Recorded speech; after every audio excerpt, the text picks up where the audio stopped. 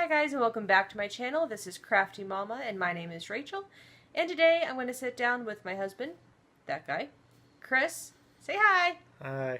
And we're going to talk about some of the houses that we took a look at. First one that we originally were going to look at but didn't wind up looking at was a 4-bedroom. It had a full bath and a 3/4 bath and was listed right under $60,000. Now we didn't take a look at this house because one, they were doing negotiations with another buyer, and two, it does have sewer issues, and that's one thing that I just don't want to mess with. Sewer issues, foundation issues, not something that we really want to get into. That's the reason why we're having to move out of this house. So. The next house that we looked at was a 3-bedroom, 1 3/4 bath, and this one was pretty much high on our budget. Right under $85,000. And okay, so you walk in, and I spent a lot of time in the kitchen, and this kitchen was extremely small. Would need definitely some updating. Pull the carpet out of the kitchen. Yeah, there was carpet where there should be tile, and there was tile where there should be carpet. And then pretty much from the landing all the way through the basement was red and black marbled shag carpet. There was a section that was like 2x4 squares that were blue carpet tiles and mirror tiles that had like a gold marble. Straight out of the 70s. I don't even know. I literally turned to the realtor and was like, that's going to be a hard no, especially with the price of it because of our budget. And it had weird landings in it, like different levels, but like only a step or two down. Yeah, it definitely would not have worked for our family. Next on our list was a 2-story. From the outside, it is very cute. It had a 1-car garage. This one was 74? Yeah, it was right under $74,000. It was a 3-bedroom. It had a 1 full bath, a half bath, and a 3/4 bath. So basically 1 bath on each floor.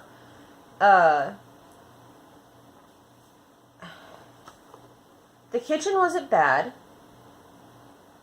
but the upstairs had the half bath. It had 2 bedrooms, and because of the eaves of the house, one of the bedrooms my 3-year-old or our 3-year-old would be able to get into, our 9-year-old could not. And that was the closet. The closet, yes. And that was the only closet in the room. So that was also a hard no from me. And very narrow stairs to be able to get things up and down it. Yeah. I am right under 5'8". Chris is 6'6", and I was having to duck to go upstairs and to the basement, so did not care for that one at all. And the basement ceiling had so many different angles and weird. The ceiling was just all sorts of weird angles. Okay, so the next one was more of a ranch-style home. It does have a 1-car attached garage. It had a fenced-in yard, which we really liked. Originally, we weren't going to look at this house because, based off of the pictures online, the kitchen is a galley kitchen. It was really narrow, it seemed like. And like I said, I spent a lot of time in the kitchen, so I wanted something, especially for a forever home. Now, my stipulations for a house that we're buying are different than a house that we're renting, because if you're renting, obviously you wouldn't be there for as long as if you would be owning the house, so you can usually get by if need be. It didn't have any kind of dining room. It barely had an eat-in kitchen area. We could have changed what would be considered like a sitting room into the dining room, but then we would have no sitting or living room on the main floor, which I also saw as an issue. This one was also top of the budget. It was right under $85,000. Now it does have 4 bedrooms, 1 3/4 baths. It was well taken care of. The backyard had a nice pergola thing with the mosquito screens on it. Yeah, and that would have stayed. But it was rather sloped. It was sloped, and it was really small for what we needed, because not only do we need an area for a garden, but we also need area for the kids to play, and that was the reason I wanted a fenced yard, was for them to have an area they could go out and play, and I wouldn't have to worry about them as much. And I didn't like the neighbors having the big dogs that barked all the time when you were out. I have a feeling our youngest wouldn't have liked that either. Yeah, I think it probably would have freaked him out. And there really wasn't a place to put a shop, which is also for a forever home, I feel like a necessity. In a rental, like right now, we have a one-car detached garage, and his old truck is in it, so we don't use it for woodworking. But in a home that we're going to stay in for, hopefully, till we die, I would want some sort of shop so that on his off days or whatever it may be, he can go out there and build things, since that's what he likes to do. Some other stipulations I said in a previous video. We wanted a school room, we wanted a craft room, we wanted an office. Now if we needed to, we could combine a couple of those depending on the size of the room and such. But and that one had some nice rooms down in the basement. It did. It did have some nice rooms in the basement. But they were all rather small rooms. Yes. And I don't think we would have been able to combine any of those into one room. So that was passed on as well. Since it's your favorite, you want to tell them about it? Next one's the one that I enjoyed the most.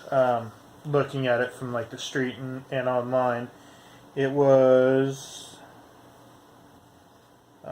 75,000. What was it as far as? It had 3 bedrooms and 2 baths. 3 bedroom, 2 bath. Walking through, it had. Would you say it was an open concept, kind of? It was kind of an open concept to an extent, but the placement of the rooms, like it had 2 living rooms, and it had. They considered it a dining room. I would not have considered it a dining room. No. Their laundry room used to be the old kitchen, and so it was the layout of the house, I think, is one of the main things I didn't like about it. Yeah. Also, one of the things that kind of turned us off on it was for us to get the loan that we're getting, then we would have had to go and do some work on it. One of the windows was cracked. The current owners have a dog and a shop out back, which was a really nice shop. About the size of a 2-car garage. Yeah. Had along the bottom, just the bottom layer of siding was kind of messed up from the dog scratching at it. We would have had to fix that. There would have been a couple other things that we would have had to fix before being able to move into it. And so we're getting a USDA loan through rural development, and basically what would happen is we would do the inspection, and then whatever the inspector said needed fixed before it would be approved, then we would have to set up an appointment and get it all fixed within 2 weeks. Now, there were ways to basically go about it so that we didn't actually fix it, but we basically covered up the issues. But that's not really how I wanted to start out in our hopeful forever home. And so I kind of felt like from the outside and from the pictures, just like with Chris, it wasn't horrid. But after realizing everything that we would have to fix on it, just to even hopefully get approved for the loan, it just wasn't worth it to me. Yep. Okay, so the next one was my favorite based off of what we found online. This one recently just went on the market. It was listed at $72,500. It had 4 bedrooms and 1 3/4 baths. So when we walked in, one of the first things that you noticed was it smelled like wet dog. That was a big turn off for me right there. But we continued on. Once you were in a little bit, you kind of got used to it. You did, until you went to the basement. Yeah. The basement was really, really bad. whatever dog they had also torn up all the carpets, and so the carpets would all need to be changed. All the outlets were 2-prong outlets, so they would have all had to have been changed. Yep. And I also only had an eat-in kitchen. And so the kitchen wasn't too bad. It was nice sized. It had some really pretty stained glass inlays on like the corner cabinets, on the upper cabinets. I really liked those. It did have a 1-car attached and 2-car detached garage.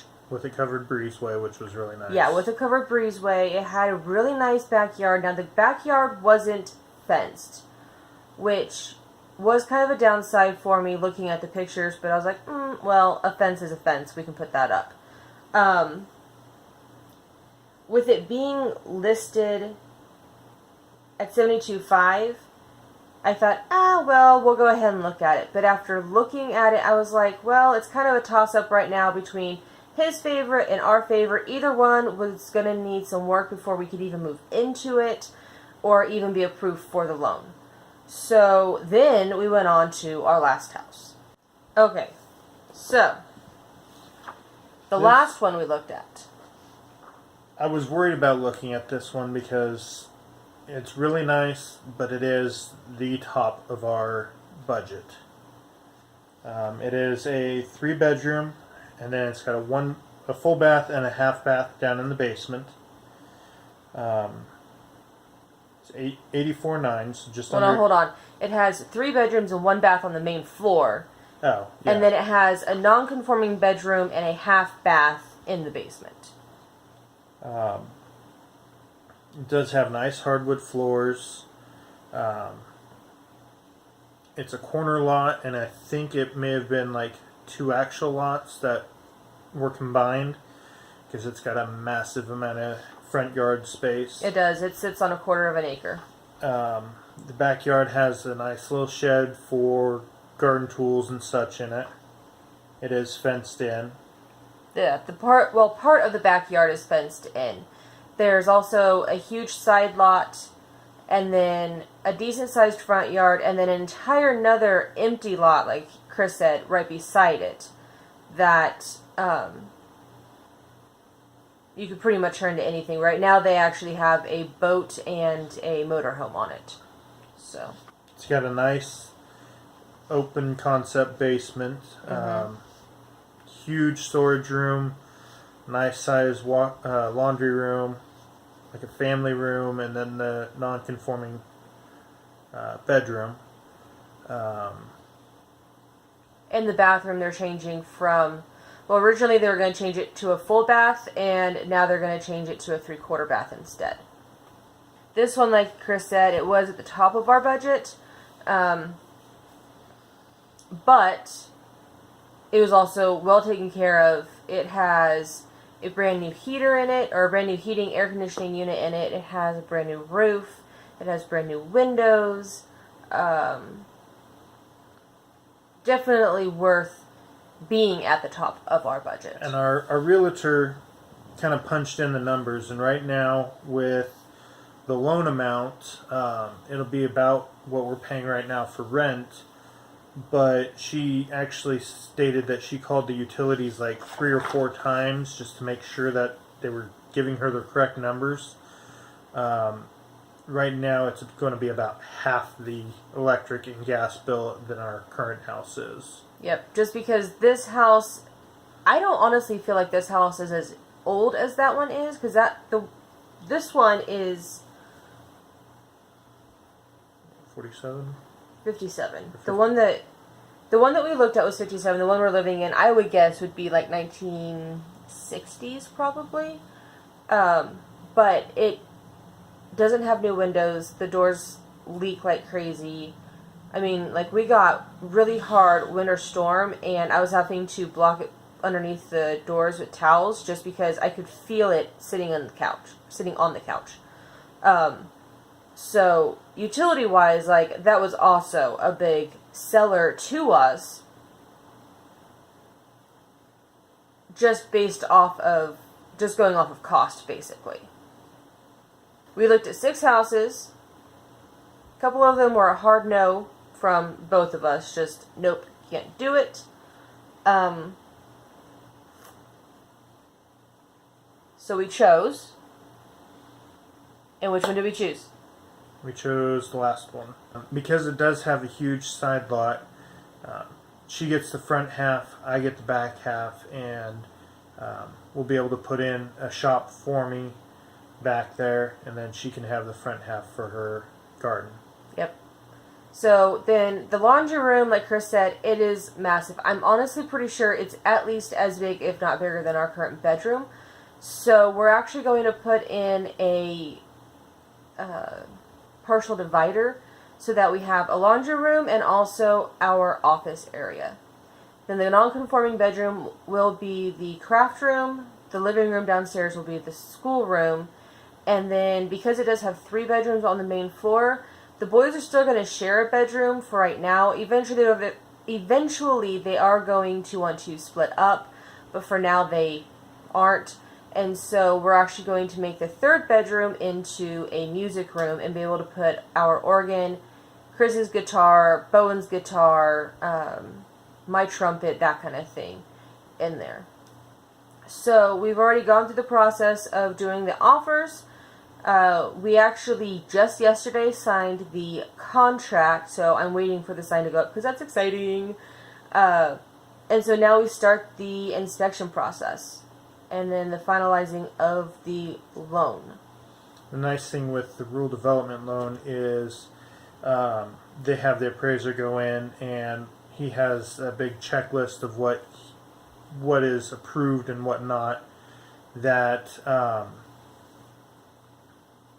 if something's not up to a certain standard, then we have to get it taken care of. But the reason they do that is so that way we're going into a home that we know is structurally sound, we know the plumbing's sound, the electrical sound, so that way we don't have to worry about in 2 months having to go through and do a major renovation to get it back livable. And we are actually putting on a home warranty program with our loan. And essentially it'll be a yearly premium that we pay. But if something for some reason does go wrong, then we'll pay basically a deductible, and then they send out one of the local guys to come in, take a look at it, decide if it can be fixed or needs to be replaced, and then they foot that cost. So I feel like for being brand new homeowners,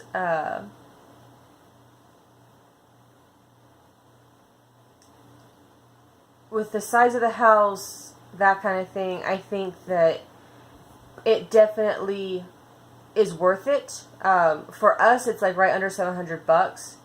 So I feel like that is definitely a plus. For this first year, the sellers have actually agreed to pay half of that. Yes.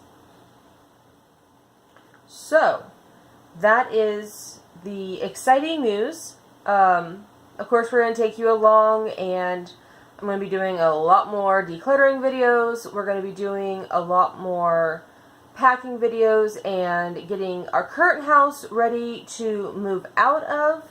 So make sure that you subscribe so you can keep track of all of those videos, as well as any cooking videos that I put out, and of course the day in the lives.